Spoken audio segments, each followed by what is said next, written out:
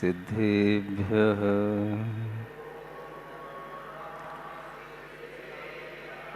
ॐ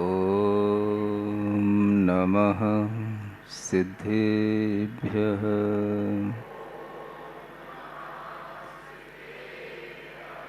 ॐ नमः सिद्धेभ्यः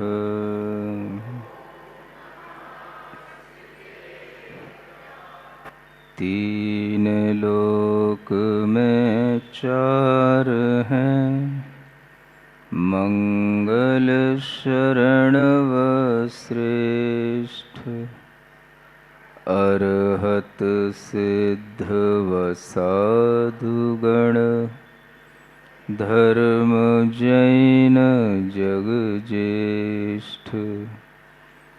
तीर्थंकर जिन देव की, जिन वाणी को ध्याय, सार्वधर्म संक्षेप से कहूँ चित्त हुलसाय।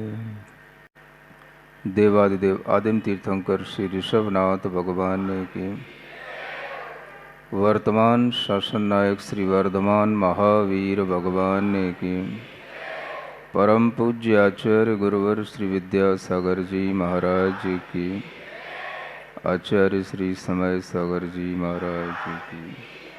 नई छेडाला के माध्यम से आप सब लोगों को सम्यक दर्शन की बात बताते हुए तृतीय ढाल में गुण स्थानों का वर्णन करते हुए पहले गुण स्थान की ही चर्चा चल रही है। कल आपको बताया था कि मिथ्यात्व का भाव हमारी आत्मा में किस तरह से हमें तत्व के प्रति अरुचि उत्पन्न कराता है, और वह अरुचि कितने रूपों में हो सकती है, कितने रूप हमें उसके बाहर देखने को मिल सकते हैं। इसके लिए भी आचार्यों ने अनेक तरह से समझाने की कोशिश की है। जब भी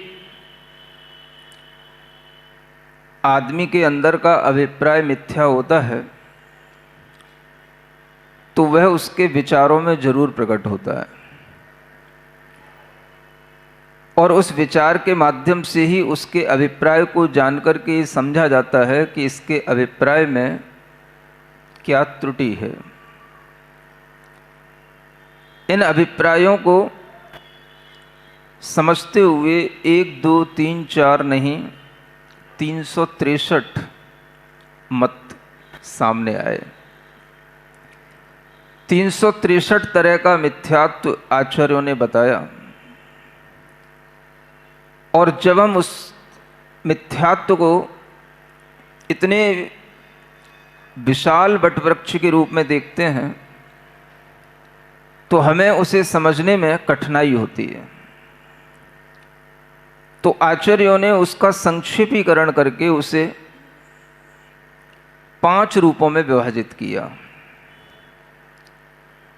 वह 5 प्रकार का जो मिथ्यात्व है उसी के बारे में हम जान करके समझ सकते हैं कि अगर हम इस मिथ्यात्व से बचेंगे तो हम सम्यक्त की ओर आगे बढ़ पाएंगे। इसी नई छेडाला की तीसरी ढाल का यह तीसरा पद्य है जो आपके सामने पढ़कर बात को आगे बढ़ाता हूं। दो नय में एक ही को माने, सो एकांति कहावे, केवली कवलाहार बताए, वह विपरीत रहावे। वैनेक कह सब देवन को पर गुरुजन को मानो, क्या सच्चा क्या झूठा संशय, ज्ञान बिना शिव ठानो। यह 5 प्रकार का मिथ्यात्व है। सबसे पहले आता है एकांत मिथ्यात्व। मूल में 2 प्रकार के अभिप्राय रहते हैं, जिसे हम व्यवहार या निश्चय का अभिप्राय कहते हैं, या द्रव्यार्थिक न्याय या पर्यार्थिक न्याय का अभिप्राय कहते हैं। इन दोनों में से किसी एक को माने तो वह भी एकांत मत वाला कहलाता है। इसको भी एक अंत माने एक धर्म को मानने वाला एकांत मिथ्यात्व कहा गया। दुनिया में हम देखते हैं कि बहुत से लोग हैं जो वस्तु को क्षणभंगुर कहते हैं, और बहुत से लोग ऐसे भी हैं जो वस्तु को सर्वथा नित्य कहते हैं। और ये दोनों ही पक्ष जब एक अभिप्राय के साथ में सर्वथा भाव के साथ में सामने आते हैं, तो आचार्य कहते हैं कि यह एकांत अभिप्राय वस्तु तत्व की विवेचना करने में समर्थ नहीं है। तो इसको आचार्यों ने एकांत मिथ्यात्व कहा। अगर हमारे दृष्टिकोण में केवल एक ही न्याय सच्चा होगा, एक ही अभिप्राय सम्यक होगा, तो दूसरा अपने आप हमारे सामने झूठा होकर के सामने आ जाएगा, तो वह एकांत मिथ्यात्व की ओर हमारी गति हो जाएगी। समझ रहे हैं ना आप लोग? एक दिन आपको बताया था कि लोगों ने इस तरह से भी मान रखा है कि निश्चय ही सत्य होता है और व्यवहार असत्य होता है। व्यवहार को अभूतार्थ कहा गया और निश्चय को भूतार्थ कहकर के सत्य असत्य का अगर इस तरह से विभाजन लोगों की दृष्टि में आया और उन्होंने इस तरीके से उसका प्रचार किया, अपना मंतव्य बनाया, तो आचार्य कहते हैं कि यह मान्यता भी अनेकांतिक दृष्टिकोण से एकांत मिथ्यात्व की ओर ले जाने वाली है। 2 नय में एक को सत्य कहना, एक को झूठ कहना, यह कभी संभव ही नहीं हो सकता। और आचार्यों ने हमेशा दोनों नयों का विरोधाभास होते हुए भी उस विरोध को अनेकांत के माध्यम से दूर करने के लिए ही अनेकांत दर्शन की स्थापना की। इस तरह से इस अनेकांत के माध्यम से इस एकांत अभिप्रायों का हम जब संकलन कर लेते हैं, तो हमारे सामने यह सम्यक मार्ग बन जाता है। यह एकांत दर्शन न बन करके अनेकांत दर्शन बन जाता है। एकांत यह मिथ्यात्व का भाव है जो विपरीतता की ओर ले जाता है। अब जब एकांत मिथ्यात्व की बात आती है तो आप देखें, आचार्य समंतभद्र महाराज ने अपनी आप्त मीमांसा में इन अनेक एकांतों का खंडन किया। भाव एकांत, अभाव एकांत, एक रूप का एकांत, अनेक रूप का एकांत, पृथक मानने का एकांत, अपृथक मानने का एकांत, दैव का एकांत जिसे हम भाग्य कहते हैं, भाग्य का एकांत या पुरुषार्थ का एकांत, इसका भी खंडन किया। और यहां तक कि अज्ञान से मोक्ष मानने का एकांत या ज्ञान से मोक्ष मानने का एकांत, इसका भी खंडन किया। ऐसे अनेक अनेक एकांतों के खंडन अगर आपको कभी पढ़ना हो और उन एकांतों से क्या क्या विरोधाभास उत्पन्न होते हैं ये अगर आपको सीखना हो, तो कभी आप्त मीमांसा आचार्य समंतभद्र महाराज की पढ़ना, तो आपको समझ पड़ेगा कि एकांत अभिप्राय से वस्तु तत्व ठहरता ही नहीं। और इस तरह से कोई भी प्रूपणा करते हुए आचार्य कहते हैं कि यह एकांत मिथ्यात्व की मान्यता के माध्यम से हमारे विचारों में कभी भी कोई भी तरह का सम्यक ज्ञान उतर नहीं सकता। तो ये एकांत मिथ्यात्व, ये मिथ्यात्व का पहला भेद कहा गया। फिर आगे बढ़ते हैं तो दूसरा भेद है विपरीत मिथ्यात्व, जो लिखा है इसमें, केवली कबलाहार कहावे यह विपरीत रहावे। ये विपरीत मिथ्यात्व कहलाता है। ऐसी भी मान्यताएं हैं, केवली भगवान कबलाहार करते हैं। कबलाहार माने जैसे आप लोग अपने ग्रास लेकर के हार करते हैं, इसको कबल बोलते हैं। इसी कबल की तरह आहार करने वाले केवली भगवान केवल ज्ञान के बाद भी इस तरह का आहार करते हैं। ऐसी मान्यता रखना, इसको आचार्यों ने विपरीत मिथ्यात्व की कोटि में लिया। इसी तरह से सग्रंथों को निग्रंथ मानना, यह भी विपरीत मिथ्यात्व की कोटि में लिया। हिंसा में धर्म मानना, यह भी विपरीत मिथ्यात्व की कोटि में लिया। और इस तरह की मान्यताएं जहां पर हिंसा में भी धर्म माना जाता है, वह विपरीत मिथ्यात्व के माध्यम से आपके अंदर कभी भी सम्यक ज्ञान उत्पन्न नहीं कर सकता। स्त्री की मुक्ति मानना, यह भी विपरीत मिथ्यात्व का एक भेद है। सुन रहे हो ना? किसकी मुक्ति मानना? हाँ, पार्शियलिटी नहीं है, ये रियलिटी है। और इस रियलिटी को इसी रूप में स्वीकार करना, ये आपके सम्यक ज्ञान में आएगा तो आप इसको स्वीकार कर पाएंगे। इसके विषय में काफ़ी चर्चा प्रवचन सार आदि की कक्षाओं में की जा चुकी है। यहाँ पर आपको केवल एक प्रूफ बताया जा रहा है कि हाँ, इस तरह से मानने की जो पद्धति है, यह पद्धति विपरीत मिथ्यात्व के अंतर्गत आती है। इसी तरह से तीसरा भेद बनता है, एक वैनयिक मिथ्यात्व कहलाता है। ऐसे भी लोग होते हैं जो किसी भी तरह से कोई भी भेद नहीं करते, चाहे कुगुरु हो, चाहे सुगुरु हो, चाहे कुदेव हो, चाहे सुदेव हो, चाहे माता पिता हो, चाहे भाई बहन हो, सबको एक समान विनय करना, इसको आचार्यों ने वैनयिक मिथ्यात्व कहा है। सुन रहे हो ना? सबकी एक समान विनय होना।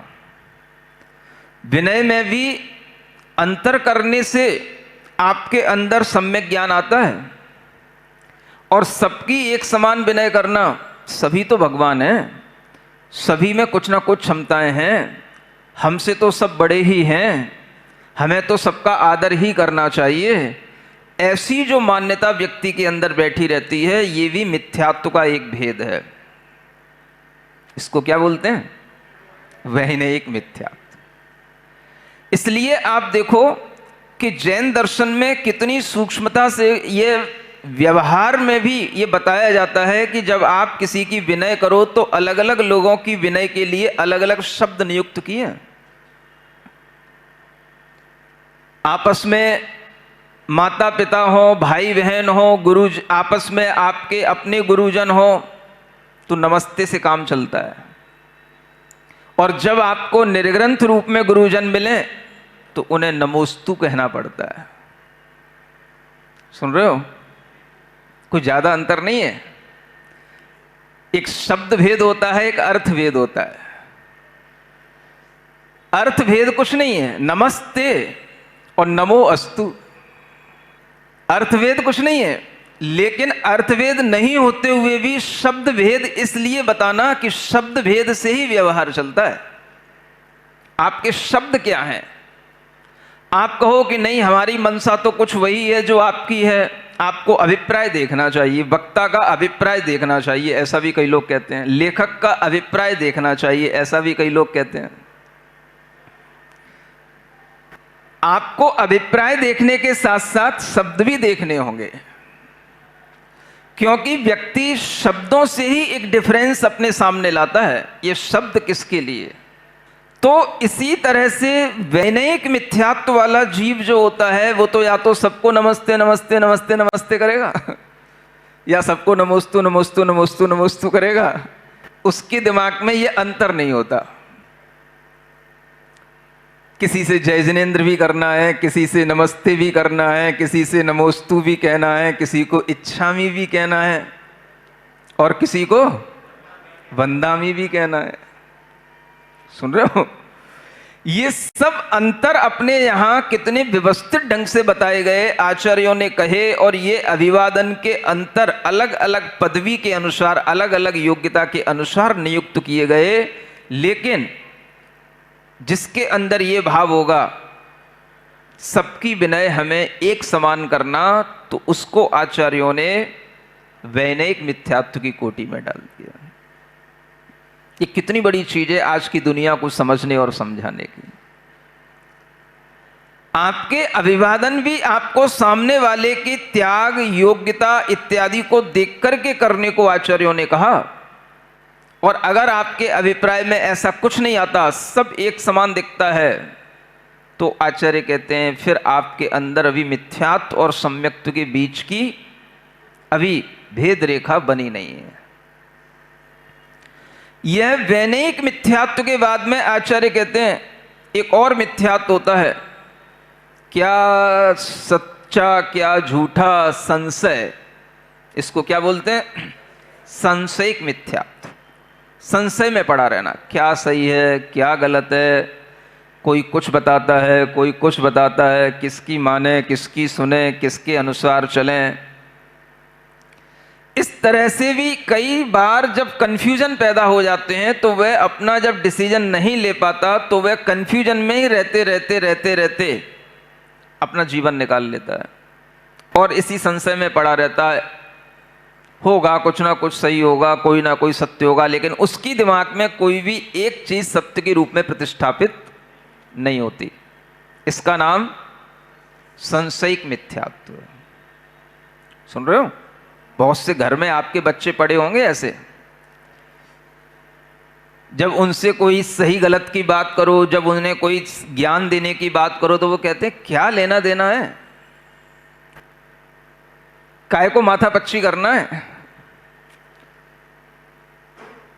किसने देखा ये झूठ है ये सही है, सब अपना अपना सही कहते हैं।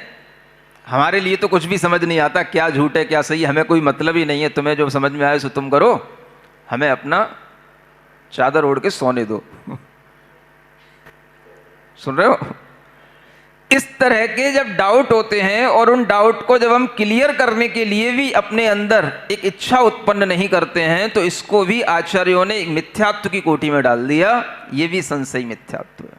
संशय में पड़ा है, चाहता ही नहीं है।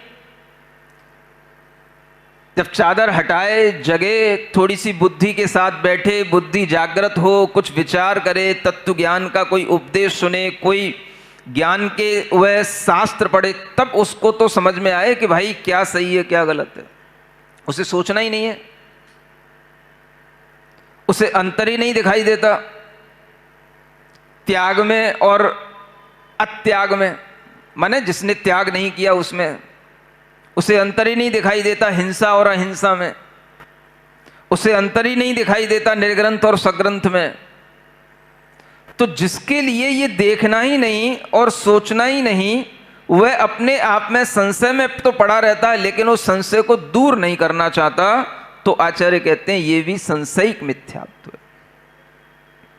और एक होता है पांचवा, अज्ञान मिथ्यात्व। ज्ञान से कुछ नहीं होता, ज्ञान से मोक्ष नहीं होता, ज्ञान से तो और ज्यादा बुद्धि विकृत हो जाती है। ऐसा मान करके ज्ञान से मुक्ति प्राप्त करना, ज्ञान नहीं रखना, ये अज्ञान मिथ्यात्वाचार्यों ने कहा। इस तरह से मानने वाला व्यक्ति भी जब किसी चीज का ज्ञान ही नहीं लेना चाहता, उसके अंदर तत्व का ज्ञान ही नहीं होगा, तो प्रमाण क्या होगा? इसलिए उस अज्ञान को ही अपने पास में रखे रहने वाले व्यक्ति को भी अज्ञान मिथ्यात्व की कोटि में रखा गया। ये 5 प्रकार के मिथ्यात्व आपके सामने हैं। अब हम आपसे एक चर्चा करते हुए आगे बढ़ाते हैं। अब हम ये देखने की कोशिश करें कि इन 5 मिथ्यात्वों में से हम कितने मिथ्यात्व को अनेकांत दृष्टि से संभाल सकते हैं। सुन रहे हो? हम लोग क्या कहते हैं? अनेकांत दर्शन है। आप इन 5 मिथ्यात्व में से कितने मिथ्यात्व को अनेकांत दृष्टि से कथनचित रूप में स्वीकार कर सकते हो? क्योंकि अनेकांत का मतलब क्या है? सभी को स्वीकारना, समन्वय की दृष्टि रखना। जब आपके अंदर ये अनेकांत का दर्शन आएगा तो इनमें भी आपके लिए ये देखना पड़ेगा कि इनको हम किस रूप में, ये भले ही सर्वथा रूप में माने, लेकिन हमारे पास भी कथनचित रूप में मानने की कोई क्षमता है कि नहीं। एकांत मिथ्यात्व है, इसमें हम जितने भी मिथ्यात्व के भंग आएंगे, वस्तु को सत मानना, कि असत मानना, कि द्रव्य मानना, कि पर्याय मानना, कि एक मानना, कि अनेक मानना, भेद मानना, कि अभेद मानना, तो आचार्य कहते हैं ये हम एकांत पक्षों को कथनचित के साथ में अनेकांत दर्शन से स्वीकार कर लेंगे। ये समन्वय दृष्टि में ये आ जाएंगे। जो एकांत मत से केवल यही मानते हैं कि सब कुछ क्षणभंगुर है, उन्हें भी हम समझा पाएंगे भाई पर्याय की अपेक्षा से सब क्षणभंगुर है। और जो एकांत मत से ये मानते हैं कि भाई द्रव्य ही सच्चा है, सत्य है, नित्य है, तो उन्हें भी हम समझा पाएंगे कि हाँ, द्रव्यार्थिक नय से द्रव्य सत्य होता है, नित्य होता है। एकांत दृष्टि रखने वाले इन मतों में हम अपनी अनेकांत दृष्टि के माध्यम से इन्हें कथनचित स्यात् शब्द के साथ जोड़ करके इनके अभिप्राय को हम अपने में समाहित कर सकते हैं। सुन रहे हो ना आप लोग? ये एकांत मिथ्यात्व को हम सबको इकट्ठा करके स्यात् शब्द के साथ जोड़कर कथनचित वस्तु भेद रूप है, कथनचित अभेद रूप है, कथनचित भाग्य से काम होता है, कथनचित पुरुषार्थ से काम होता है, कथनचित ज्ञान से भी मोक्ष होता है और कथनचित अज्ञान से भी मोक्ष होता है। ये सब कथनचित के साथ में आचार्य समंतभद्र महाराज ने सिखा रखा है। आपने सीखा कि नहीं हमें नहीं पता। सुन रहे हो? किसी ने आप्तमीमांसा ग्रंथ पढ़ा है? तभी आपको ये सब एकांतों का समायोजन अनेकांत दृष्टि से कैसे होता है ये सीखने को मिलेगा। इसके बाद जब हम आगे देखते हैं तो वैनयिक मिथ्यात्व को भी हम समायोजित कर सकते हैं और उसके लिए भी ये बताया जा सकता है कि भाई अलग अलग पात्रता के अनुसार, अलग अलग योग्यता के अनुसार हम अलग अलग पात्रों की प्रतिपत्ति करें, उनका आदर करें, उनका सत्कार करें, और इस तरह से हम उसको भी समझा करके कथनचित उस वैनयिक मिथ्यात्व को भी अनेकांत दर्शन से समझ सकते हैं, उसे अपने में ले सकते हैं। वैनयिक मिथ्यात्व वाला समझ सकता है, उसे बताने की जरूरत है। उसे इसमें कोई दिक्कत नहीं होगी कि किसको नमस्ते कहना और किसको नमोस्तु कहना, वो कर लेगा। क्योंकि ये मैं देख रहा हूं, जो कुछ भी नहीं जानते तो उन्हें बता दो, इनको नमस्ते तो नमस्ते, नमोस्तु तो नमोस्तु। रोजाना आते हैं 2-4 फॉरनर कर ही जाते हैं नमोस्तु। तो इससे समझ में आता है कि वैनयिक मिथ्यात्व में लोगों की कोई ऐसी दृढ़ता नहीं है, कोई आग्रह नहीं है, बताया नहीं गया, बता देते हैं तो वो एक्सेप्ट कर लेते हैं। तो ये भी एक समन्वय हो सकता है कि भाई अलग अलग लेवल के लोगों के लिए रेस्पेक्ट के लिए अलग अलग शब्द नियुक्त हैं, उसको बोलने में अगर उसको दिक्कत नहीं है तो वो कथनचित रूप से वह अनेकांतवाद में शामिल हो जाएगा। सुन रहे हो? संशय मिथ्यात्व को दूर करने के लिए भी ये कहा जा सकता है कि भाई संशय है तो आप एक बार तर्क के माध्यम से, किसी भी तरह से आप एक बार हेतुओं के माध्यम से, व्याप्ति ज्ञान आदि के माध्यम से जो न्याय के टर्म्स होते हैं उनके माध्यम से एक बार आप पढ़ करके सीख करके अपने संशय को दूर कर सकते हैं और ये समझ सकते हैं क्या सत्य है क्या असत्य है। तो संशय को भी अगर व्यक्ति को समझाने की कोशिश की जाए तो वह संशय मिथ्यात्व भी दूर हो सकता है। सुन रहे हो? ये मैं आपको अपना चिंतन दे रहा हूं। इसी तरह से अज्ञान से मोक्ष होता है। हम भी मानते हैं भाई, जब तक पूर्ण ज्ञान नहीं होता तब तक अज्ञान से ही हमें चलना पड़ता है और अज्ञान की कमी होती जाती है। उस अज्ञान से ही हमें मोक्ष को कारण मानना पड़ता है। हम कथनचित रूप से अज्ञान से भी मोक्ष स्वीकार कर लेंगे, क्योंकि ज्ञान तो केवल ज्ञान ही है, बाकी सब उससे पहले देखें तो सब वो अज्ञान है। औदैहिक भाव के रूप में अज्ञान जैन दर्शन में स्वीकार किया गया है। हम उस अपेक्षा से उस अज्ञान से मोक्ष होता है, इसको भी हम कथनचित स्वीकार कर लेंगे। 5 प्रकार के मिथ्यात्व आपके सामने रखे थे। उनमें से एकांत मिथ्यात्व को हम अपने में समायोजित कर सकते हैं। हम वैनयिक मिथ्यात्व को भी समझा सकते हैं, हम संशयिक मिथ्यात्व का भी उत्तर दे सकते हैं, और हम अज्ञान मिथ्यात्व को भी किसी अपेक्षा से समझा करके उसे सम्यक ज्ञान की ओर ला सकते हैं, अपने में समायोजित कर सकते हैं, समन्वय की दृष्टि से अनेकांत दर्शन को स्थापित कर सकते हैं। सुन रहे हैं ना? अब एक चीज मुझे बड़ी कठिन दिखाई देती है। कौन सा बचा रह गया है? कौन सा? विपरीत मिथ्यात्व। अनेकांत दर्शन में यह सिखाया जाता है हम सबके प्रति एक कोमल दृष्टि से और सबके प्रति हित की दृष्टि से सबको अपने में समन्वित करने की कोशिश करें। जब हम ये कोशिश करते हुए सामने आते हैं तो हमें लगता है कि ये कोशिश यहां पर नाकाम होती है। कहां पर? विपरीत मिथ्यात्व के सामने। तब आचार्यों को कहना पड़ता है कि हम ये सिद्ध करेंगे कि हिंसा में धर्म नहीं है, स्त्री को मोक्ष नहीं है, केवली का कबलाहार नहीं है। तब उन्हें सिद्ध करना होगा, तब उन्हें उसका खंडन करना होगा, और तब खंडन करते हुए भी भाई फिर आप इसका खंडन क्यों कर रहे हो? आप तो सबको लेकर के चलो, अनेकांत दर्शन वाले हो। सुन रहे हो? तो आचार्य कहते हैं हम खंडन तो कर रहे हैं, सत्य को सामने तो ला रहे हैं, लेकिन अनेकांत दर्शन को जानने वाला किसी भी अभिप्राय का खंडन द्वेष से नहीं करता। किससे नहीं करता? द्वेष से नहीं करता। वो खंडन भी करेगा तो वह भी हित की आकांक्षा से करेगा, वह भी पर करुणा के साथ करेगा, उसका अज्ञान दूर हो, उसकी विपरीतता दूर हो, इसलिए करेगा, द्वेष से नहीं करेगा। तो जब हमारे सामने ऐसे लोग उपस्थित हो जाते हैं तब हमें इस भाव में आना पड़ता है कि हम उनके लिए ये तो समझाएं कि ये गलत है, लेकिन अगर वो समझ नहीं रहे हैं तो भी हम उनसे द्वेष ना करें। इसका नाम है अनेकांत दर्शन।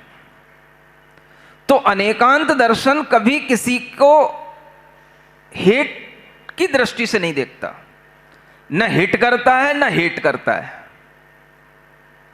नहीं समझ में आया? अनेकांत दर्शन न किसी को हिट करता है, हिट माने हां किसी के लिए चोट नहीं पहुंचाता, और न ही किसी से हेट करता है। इसलिए अनेकांत दर्शन सर्वश्रेष्ठ समझ में आता है जो बुद्धिमान होते हैं उनको। जो सम्यक दृष्टि होता है वह किसी से राग द्वेष नहीं करता। अनेकांत दर्शन को जो जानने वाला होता है वह किसी भी पक्ष की ओर झुकता भी है तो वह उसका गुणानुराग कहलाता है। स्नेह भी उसका होता है तो वह उसके गुणों के अनुराग के कारण से होता है, ना कि ऐसे राग के कारण से कि बस हमें तो तुमसे ही राग करना है, तुमसे ही मतलब है, बाकी सबसे तो हमें घृणा है। आप मेरे मित्र हैं, बाकी सब मेरे दुश्मन हैं। ये जो विचार आता है इसका नाम है राग द्वेष। सुन रहे हो ना? आप लोगों को ज्यादा सावधान रहने की जरूरत है, क्योंकि गृहस्थों के लिए भी इस अनेकांत दर्शन का ज्ञान हो सकता है, होता है, आप भी सम्यक ज्ञानी होते हैं, लेकिन आपको यह भेद रखना पड़ेगा अपने अंदर कि हमारा आपस में होने वाला राग द्वेष कैसा होता है, उसकी क्वालिटी क्या है। और हमें जब तीर्थंकरों के प्रति, किसी एक भगवान के प्रति जब राग उत्पन्न होता है तो वह राग कभी किसी दूसरे से द्वेष उत्पन्न नहीं करता, बल्कि वह राग भक्ति के रूप में कन्वर्ट हो जाता है। तो उसको आचार्य कहते हैं भक्ति के साथ किया गया वह गुणानुराग, वह आपके लिए सम्यक दर्शन में कारण बनता है। समझ आ रहा है? इसलिए व्यक्ति का राग नहीं, व्यक्ति की भक्ति नहीं, गुणों की भक्ति, ये जैन दर्शन का मूल आधार है। गुणों में आपको वो राग नहीं होगा। आपका बेटा बहुत अच्छा है, बहुत अच्छा पढ़ता है, बहुत अच्छे नंबर लाता है, तो आपका अनुराग उसके साथ जो होगा वो उसके गुणों से होगा। और जिस दिन उसके नंबर लाना कम हो जाएंगे, आपका वह राग भी कम हो जाएगा। पहले तो बहुत अच्छा पढ़ता था, अब तो फेल ही होता जा रहा है, फेल ही होता जा रहा है। तो अगर आपका अपने बच्चे के उस रूप से, सौंदर्य से राग नहीं है, तो आपका गुणों से राग होगा, तो गुणों के अनुसार चलेगा तो आपको अच्छा लगेगा, गुणों में वृद्धि करेगा तो आपको अच्छा लगेगा, और गुणों से वो अवगुणों की ओर चला जाएगा, दुर्गुणों की ओर चला जाएगा, तो आपका राग भी उससे छूट जाएगा। अगर आपका गुणों में राग होगा तो, और अगर आपका उस बच्चे में राग है, नहीं मेरा बच्चा, ये आप समझो राग कितने तरह के, राग में भेद बता रहा हूं आपको। ये मेरा बच्चा, जब तक अच्छा करता था तो भी मेरा बच्चा, चोरी करके आया तो भी मेरा बच्चा, झूठ बोल के आया तो भी मेरा बच्चा, कुशील करके आया तो भी गले से लगा लिया मेरा बच्चा, नहीं। तो इसका मतलब है आपको व्यक्ति से राग है, उस बच्चे से राग है, उसके गुणों से राग नहीं है। ये समझने की कोशिश करना है, क्योंकि गृहस्थों को दोनों तरह के राग करना है। जब आपके लिए इस तरह का राग सामने आएगा तब आप समझ पाएंगे कि भक्ति में जो राग होता है वो कितनी सुपर क्वालिटी का होता है। नहीं समझ में आया? तेल वही होता है जो खदान से निकलता है, जो तेल खदान से निकलता है वही तेल रिफाइंड होते होते जो एरोप्लेन के लिए जिस फ्यूल का यूज किया जाता है वो भी वहीं से निकलता है। और जिससे तुम स्टोव जलाते हो, जो अपना मिट्टी का तेल, केरोसिन जिसे बोलते हो, वो भी वही तेल होता है। और इस तेल में जितनी प्योरिटी आती जाती है, रिफाइंड होता चला जाता है, वह उतने ही सुप्रीम स्टेट पर काम आने वाली चीज हो जाती है। यह है राग की उत्कृष्टता। एरोप्लेन केरोसिन से नहीं चलेगा, समझ में आ रहा है? वो भी तेल ही है और ये भी तेल ही है। इसलिए राग अलग अलग क्वालिटी में होता चला जाता है जब वह राग अलग अलग सुप्रीम लोगों से जुड़ता चला जाता है। आपके अपने लोगों से जुड़ा हुआ राग अलग, और जो इस तरह के लेवल पर लोग हैं, तीर्थंकर, केवल ज्ञानी, इनसे होने वाला राग अलग। कहने को राग ही है, कहने को वो तेल ही कहलाएगा, चाहे वो वही फ्यूल, चाहे वो आप अपने भोजन में काम लें, चाहे उससे अपने वाहन चलाएं, और चाहे उससे एरोप्लेन चलाएं, है तो सब फ्यूल है। लेकिन फ्यूल कितना अंतर है? ये अंतर समझने पर आपको समझ में आएगा कि राग भी एक जैसा नहीं होता, राग के भी अनेक भेद होते हैं, और वह राग उसी तरह का हो जाता है जिस तरह के लिए वह राग जोड़ा गया है, जिस व्यक्ति के साथ जोड़ा गया है। अगर आपने वीतरागता से अपना राग जोड़ा है तो वो राग भी इतना प्योर हो जाएगा कि वो आपको एरोप्लेन के उस फ्यूल की तरह ऊपर उड़ाने वाला होगा, वो आपको आकाश की सैर कराएगा। वो वीतरागता से जुड़ा हुआ राग। तो उसको आचार्यों ने भक्ति का रूप कहा। यह भक्ति जब हमारे अंदर आ जाती है तब हम समझ पाते हैं ये राग और जो हम करते रहते हैं राग द्वेष, उसमें कितना बड़ा अंतर होता है। तो जो राग आप करते हो उसके साथ द्वेष अवश्य पलता है।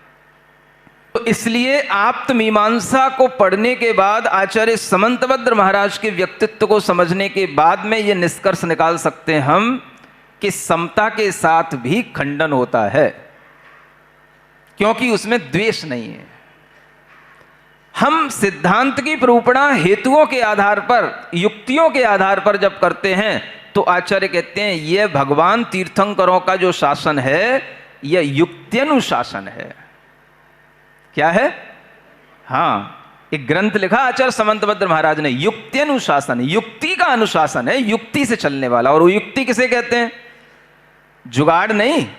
युक्ति का मतलब, युक्ति माने जो हेतु और तर्कों के माध्यम से सिद्ध हो उसको युक्ति कहते हैं। और उस युक्ति के अनुसार जो वस्तु तत्व की निरूपणा की जाती है उसका नाम युक्त्यनुशासन कहलाता है। तो आचार्यों के द्वारा इस तरह से इन सब मिथ्यात्वों को भी दूर करने के लिए उन्होंने प्रयास किए। सम्यक ज्ञान के माध्यम से इन्हें इन एकांतों का भी अभाव किया, लेकिन किसी के प्रति द्वेष बुद्धि से नहीं, क्योंकि उन्हें अपने तीर्थंकरों के प्रति भी राग नहीं है। कौन सा वाला राग? जो तुम्हें अपने बच्चों से होता है वो वाला राग, जो द्वेष के साथ होता है वो वाला राग, वो राग नहीं है। उनका राग कौन सा है? जो सुपर क्वालिटी के लोगों के साथ किया जाने वाला वह प्रशस्त राग कहलाता है। जो प्रशस्त राग केवल पंच परमेष्ठियों से किया जाता है, क्योंकि वह उनके गुणों के साथ अनुराग है, उनके शरीर के साथ नहीं, व्यक्ति के साथ नहीं। इसलिए गुणानुराग के साथ में जो विशुद्धि युक्त परिणाम है उसका नाम भक्ति कहा गया।